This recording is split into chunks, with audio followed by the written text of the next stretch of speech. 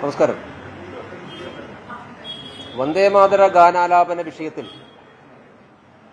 സംസ്ഥാന സർക്കാർ സ്വീകരിക്കുന്ന രാജ്യദ്രോഹ നിലപാട് ഈ രാജ്യത്തിനാകെ അപമാനകരമായിട്ടുള്ള കാര്യമാണ്. സ്വാതന്ത്ര്യദിന ചടങ്ങിൽ വന്ദേമാതര ഗാനം ചൊല്ലാൻ വിസമ്മതിച്ചതിലൂടെ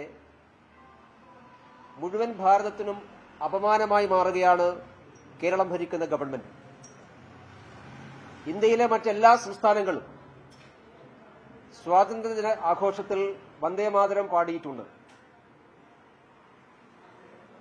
അതിൽ ഒഴിഞ്ഞു നിന്നത് തമിഴ്നാടും കേരളവും മാത്രമാണ്. തമിഴ്നാട് ഒരു പ്രാദേശിക രാഷ്ട്രീയ പാർട്ടിയാണ് ഭരിക്കുന്നത് വേണമെങ്കിൽ പറയാം. പക്ഷെ കേരളത്തിലെ ഭരണത്തിന് നേതൃത്വം കൊടുക്കുന്നത് സ്വാതന്ത്ര്യ സമരത്തിന് നേതൃത്വം കൊടുത്ത പാർട്ടി എന്ന് അവകാശപ്പെടുന്ന കോൺഗ്രസാണ്. ആ പാർട്ടി 40 വർഷക്കാലം വന്ദേമാതര ഗാനം ദേശീയ ഗീതമായി പാർട്ടി സമ്മേളനങ്ങളിലും പൊതുപരിപാടികളിലും ആലപിച്ചിട്ടുള്ള പാർട്ടിയാണ് കോൺഗ്രസ്. മുസ്ലിം ലീഗിന്റെയും ജിന്നയുടെയും നിർബന്ധത്തിന് വഴങ്ങിയാണ് 1937 കോൺഗ്രസ് നിലപാട് മാറ്റുന്നത്.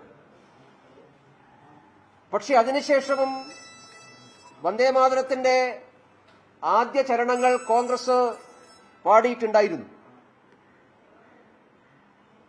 അവസാനത്തെ 2 ചരണങ്ങളോടാണ് എതിർപ്പെന്നാണ് 1937 കോൺഗ്രസ് പറഞ്ഞത്. രാജ്യം സ്വാതന്ത്ര്യം പ്രാപിച്ചതിനു ശേഷവും വന്ദേമാതരത്തിന്റെ ആദ്യ ഭാഗത്തോട് കോൺഗ്രസ് എതിർപ്പ് പ്രകടിപ്പിച്ചിരുന്നില്ല. പക്ഷേ ഈ പ്രാവശ്യം രാജ്യത്തിലെ പാർലമെന്റ് നിയമം പാസാക്കി വന്ദേമാതരത്തിന് ഭരണഘടനാപരമായിട്ടുള്ള പദവി നൽകി ദേശീയ ഗീതം പാടുമ്പോൾ പാലിക്കേണ്ട പ്രോട്ടോകോൾ എന്തെല്ലാമാകണമെന്നതിനെക്കുറിച്ച് പാർലമെന്റ് നിയമം പാസാക്കിയിട്ടുള്ളതാണ്. പ്രധാനപ്പെട്ട ഔദ്യോഗിക ചടങ്ങുകളിൽ ദേശീയ ഗാനത്തോടൊപ്പം ദേശീയ ഗീതവും ഉണ്ടാകണം എന്ന് ഗവൺമെന്റ് പാർലമെന്റിൽ പറഞ്ഞിട്ടുള്ളതാണ്. പാർലമെന്റ് അംഗീകരിച്ചിട്ടുള്ളതാണ്. അതുകൊണ്ടാണ് കോൺഗ്രസ് ഭരിക്കുന്ന 3 സംസ്ഥാനങ്ങൾ, ഹിമാചൽ പ്രദേശും തെലങ്കാനയും അതുപോലെ കർണാടകയും, ഈ 3 സംസ്ഥാനങ്ങൾ ആഗസ്റ്റ് 15 സമ്പൂർണമായി വന്ദേമാതരം പാടിയിട്ടുണ്ട്. കോൺഗ്രസ് പിന്തുണ നൽകുന്ന, കോൺഗ്രസ് നിർണായകമായ സ്വാധീനമുള്ള ഝാർഖണ്ഡിലെ ഗവൺമെന്റ്, ആ ഗവൺമെന്റ് സമ്പൂർണമായി വന്ദേമാതരം പാടിയിട്ടുണ്ട്. കേരളത്തിലെ വി ഡി സതീശന്റെ ഗവൺമെന്റ് വന്ദേമാതരം സമ്പൂർണമായി പാടിയില്ല എന്ന് മാത്രമല്ല, കോൺഗ്രസിന്റെ നിലപാട് ആദ്യഖണ്ഡം പാടണമെന്നാണ്, അതുപോലും പാടിയില്ല. അപ്പൊ സമ്പൂർണമായി വന്ദേമാതരത്തെ നിഷേധിച്ച, വന്ദേമാതരത്തെ അപമാനിച്ച, അതിലൂടെ സ്വാതന്ത്ര്യ സമര സേനാനികളെ ആകെ അപമാനിച്ചിട്ടുള്ള ഗവൺമെന്റായി വി ഡി സതീശന്റെ ഗവൺമെന്റ് കേരളത്തിൽ മാറിയിരിക്കുന്നു. കോൺഗ്രസിന്റെ നിലപാട് പോലും ചോദ്യം ചെയ്യുന്ന രീതിയിലേക്ക് വി ഡി സതീശന്റെ ഗവൺമെന്റ് ഇത്തരമൊരു തീരുമാനമെടുത്തത് ലീഗിന്റെയും ജമായത്തെ ഇസ്ലാമി അടക്കമുള്ള മുസ്ലിം സാമുദായിക സംഘടനകളുടെ സമ്മർദ്ദത്തിന്റെ ഭാഗമാണ്. ജമായത്തെ ഇസ്ലാമിക്കും എസ് ഡി പി ഐക്കുമൊക്കെ വന്ദേമാതരത്തോടുള്ള എതിർപ്പ് നമുക്ക് മനസ്സിലാക്കാം. മുസ്ലിം ലീഗിന് വന്ദേമാതരവും ഭാരതമെന്നുള്ള കാഴ്ചപ്പാടിനൊക്കെ എതിരാണ് മുസ്ലിം ലീഗ്. ആ ലീഗിന്റെ സമ്മർദ്ദത്തിന് വഴങ്ങി സ്വന്തം പാർട്ടി നിലപാട് പോലും ബലികഴിക്കുകയാണ് വി ഡി സതീശൻ ചെയ്തത്. മുഖ്യമന്ത്രി മറുപടി പറയേണ്ടത് കോൺഗ്രസിന് നിലപാടുണ്ടല്ലോ. വി ഡി സതീശൻ കോൺഗ്രസിന്റെ മുഖ്യമന്ത്രിയാണല്ലോ. വി ഡി സതീശൻ ലീഗിന്റെ മുഖ്യമന്ത്രിയല്ലല്ലോ. ആഗസ്റ്റ് 14 വി ഡി സതീശൻ പറഞ്ഞത് യു ഡി എഫിന് നിലപാടുണ്ട് എന്നാണ്. ആ നിലപാടെന്താണ്? കോൺഗ്രസ് നിലപാടല്ല യു ഡി എഫിനുള്ളത്.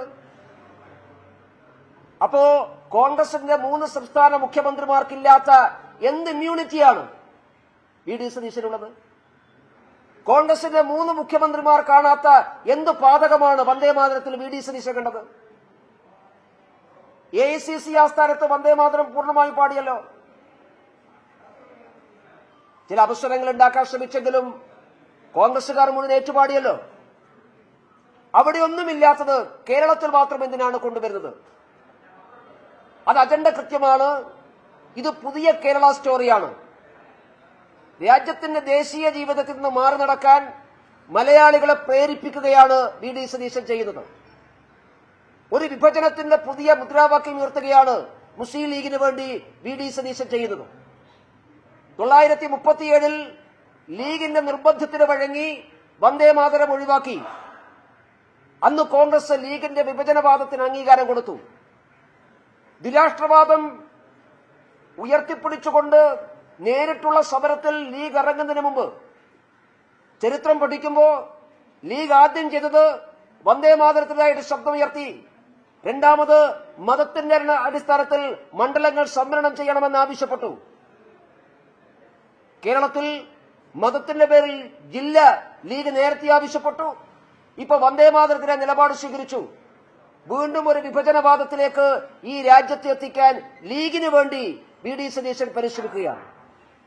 അതുകൊണ്ട് രണ്ടാം മുഹമ്മദ് അലി ജിന്നമാരുടെ ആഹ്വാനം കേട്ടുകൊണ്ട് മലയാളികൾക്കാകെ അപമാനമുണ്ടാക്കി വെക്കുന്ന ഈ സമീപനത്തിൽ രാജ്യം മുഴുവൻ കേരളത്തിന്റെ ഈ ദുസ്ഥിതിയോർത്ത് ആശങ്ക ഉണ്ടാകുകയാണ്. ദേശീയ രാഷ്ട്രീയത്തിന്, ദേശീയ ജീവിതത്തിന് കേരളത്തെ വേറിട്ട് നിർത്താൻ വേണ്ടിയുള്ള പരിശ്രമമാണ്. 37 കഴിഞ്ഞ് 10 വർഷം കഴിഞ്ഞപ്പോൾ 47 രാജ്യം വിഭജിച്ചു. 37 അവർ വന്ദേമാതരത്തെ വിഭജിച്ചു. 47 രാജ്യത്ത് വിഭജിച്ചു. 37 വന്ദേമാതരത്തെ വിഭജിക്കണമെന്ന് ലീഗ് ആവശ്യപ്പെട്ടു, കോൺഗ്രസ് അംഗീകരിച്ചു. 47 രാജ്യം വിഭജിക്കണമെന്ന് ലീഗ് ആവശ്യപ്പെട്ടു, കോൺഗ്രസ് അംഗീകരിച്ചു. സമാനമാണ് 2026 വന്ദേമാതരത്തെ കേരളത്തിൽ ഒഴിവാക്കണം എന്ന് ലീഗ് ആവശ്യപ്പെടുന്നു. അതിവിദൂരമല്ലാത്ത ഭാവിയിൽ ഈ രാജ്യത്ത് കേരളത്തെയും ഒഴിവാക്കണമെന്ന് ലീഗും ജമാഅത്ത് ഇസ്ലാമിയും ആവശ്യപ്പെട്ടാൽ കോൺഗ്രസ് CPM അംഗീകരിച്ചുകൊടും. ഈ ആവൽക്കരകമായിട്ടുള്ള കാര്യമാണ് ഈ വന്ദേമാതര നിഷേധത്തിലൂടെ ഉണ്ടായിട്ടുള്ളത്. അത് അങ്ങേയറ്റ പ്രതിഷേധാർഹമാണ്. അതുകൊണ്ട് ലീഗിന്റെ മുമ്പിൽ മുട്ടുമടക്കുന്ന കോൺഗ്രസിന്റെ നിലപാടിനെതിരായി, രാജ്യദ്രോഹ നിലപാടിനായിട്ടുള്ള ശക്തമായിട്ടുള്ള പ്രചരണത്തിനും പ്രക്ഷോഭത്തിനും ഭാരതീയ ജനതാ പാർട്ടി നേതൃത്വം കൊടുക്കും.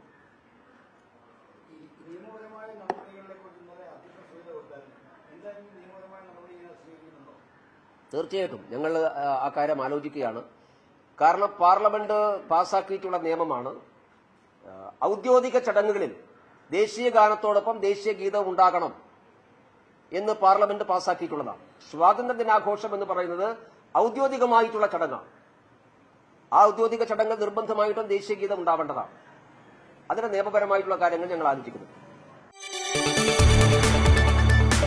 കൂടുതൽ വാർത്തകൾക്ക് news 18 Keralam YouTube channel subscribe ചെയ്യുക.